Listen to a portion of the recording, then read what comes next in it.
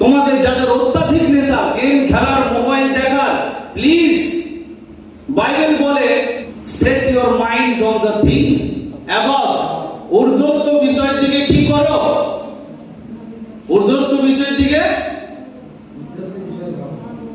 ঊর্ধ্বস্থ বিষয়ের দিকে ভাবো, মন লাগাও, তোমার চোখ। দাউদ কি বলছে?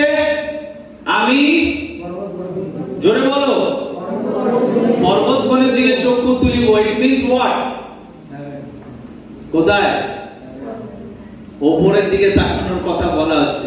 আরে ভাই সাহেব, দিন রাত যদি তুমি তোমার মোবাইলে ঢুকে থাকবে না, তাহলে তুমি বুঝতে পারবে না যে তোমার পার্টনার তোমাকে কি সিগন্যাল দিচ্ছে উপর থেকে।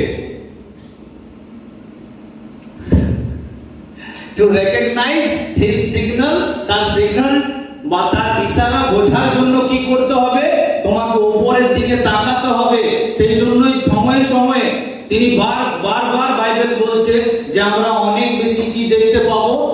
সোলার এক্লিপস এবং টোটাল সোলার এক্লিপস দেখতে পাবো, পূর্ণ সূর্যগ্রহণ, টোটাল লুনার এক্লিপস, পূর্ণ চন্দ্রগ্রহণ এবং ব্লাড মুন দেখতে পাবো। আরো বিভিন্ন রকমের ঘটনা বাইবেলে লেখা রয়েছে, যেটা যে চিহ্নগুলো আমরা কোথায় দেখতে পাবো? আকাশে।